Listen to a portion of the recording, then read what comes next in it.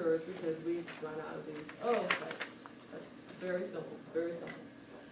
Okay, so for the first 14 days, this is a process that is taking place. Now, what they're not showing you are the ones that become atretic. Okay, at ovulation, that's our day 14, that's our cutoff point. This is estrogen dominated here.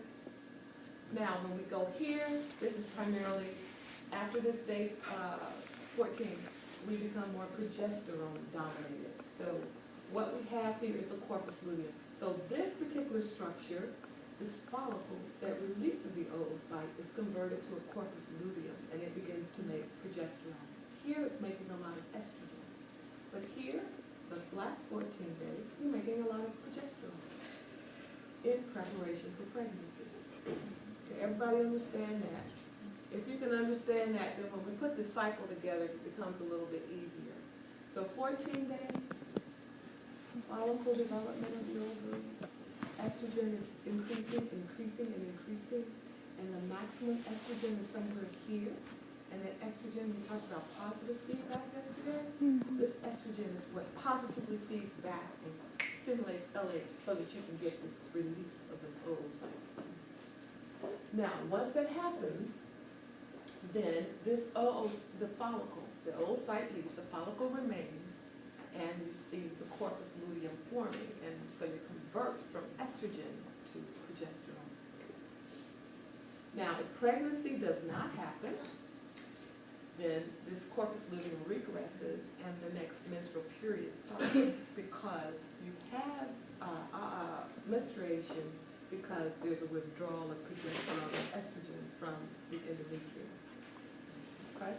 Now that's the cycle. I'm trying to give you an overview of this, and most of you already know it. But some people get very confused with some of this information. Are there any questions about this aspect?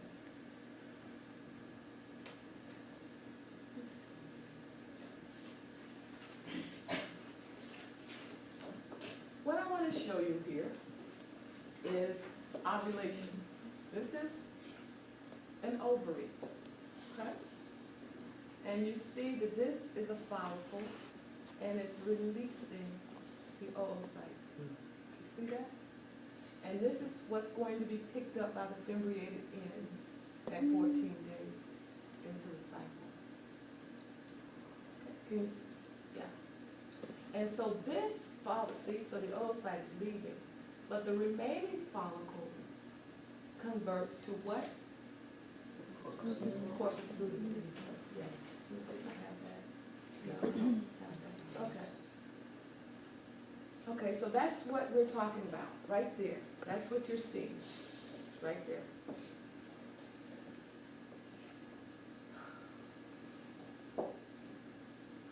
I'm going to skip around on this one. Let me just go through the cycle here. And I'll take it up a little bit more tomorrow as well. Okay, what we said was during those first 14 days, or we got the early stages where you're at menstruation. During the early follicular phase, you get FSH, the stimulating follicular growth. Okay, so you're starting to grow these follicles during the early phase. Now we're doing, we're at day 1, which is menstruation. You can see estrogen is low. You get a little bump there because you're starting to develop follicles. Progesterone is low, inhibin is low. Now, I didn't talk to you too much about anti-Müllerian hormone except for the male, but FSH stimulates the granulosa cells to make this anti-Müllerian hormone. LH stimulates the theca cells to convert to make the androgens, and the androgens are converted to estrogen. So this is the early follicular phase, and I'll let you just write this down. Just take time and write it down so that you can understand what's going on. So this is around the time of the period, okay? The first day of menstruation. So you got FSH levels that are bumped up, and it's starting the follicles to grow. You got the granulosa cells that are making anti-Müllerian hormone, which kind of need that for maturation of the follicles. And then the the LH stimulates the theca cells to make the androgens. So the granulosal cells are kind of like the Sertoli cells in the male, and the theca cells are like the Leydig cells.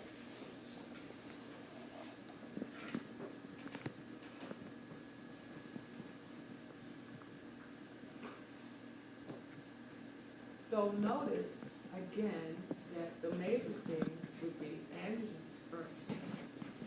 Sex drive, androgens. Not only the adrenal, but here too. Now, we're still in the first 14 days of the cycle, but we're in the latter part of the 14 days, okay? Now, this is where we're going to get, this is the ovarian cycle. This is where we're going to get a peak in LH. So you can see that the follicles have grown and grown and grown. And so now you get peak estrogen secretion, as you can begin to see here. And it has a positive feedback on GnRH and LH. And some progesterone here can have a feedback, positive feedback on LH as well. So you get the LH surge, and what you have is a resumption of meiosis 1. You're going to go through the first meiotic division, and you get ovulation. So also you see that the inhibin levels kind of bump up here. Inhibin is going to inhibit FSH. We're going to slow it down late in the cycle, so because you don't need a lot more estrogen now. It's going to inhibit, you don't need a lot more follicular development. So the inhibin is going to feed back on FSH to inhibit more follicular development. So right now, the take-home message for this one is the peak levels of estrogen that result from the mature follicles and the stimulation of LH to promote this ovulation and the resumption of meiosis, where you undergo the first meiotic division and you get ovulation. That's the big thing here.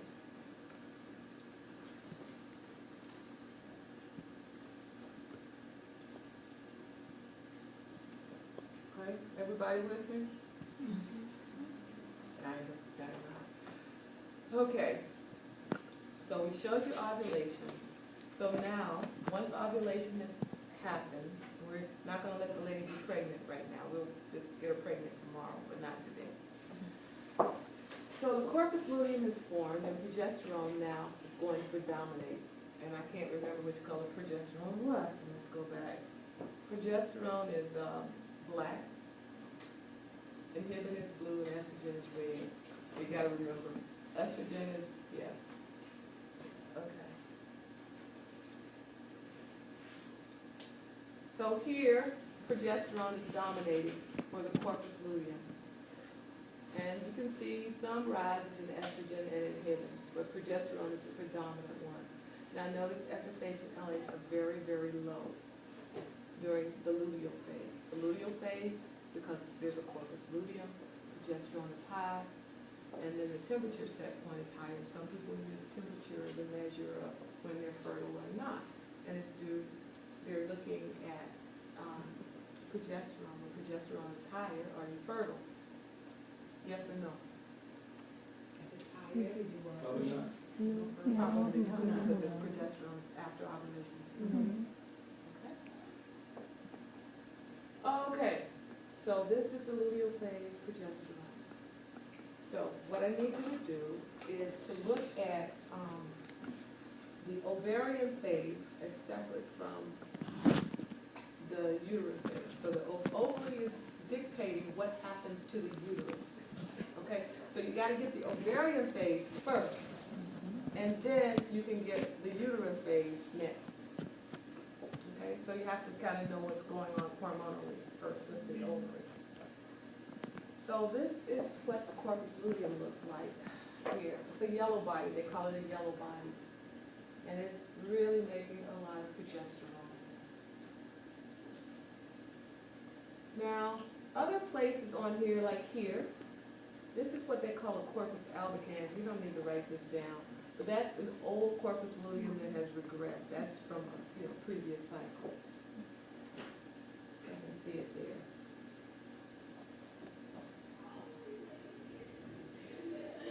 So, here we are. Here we are.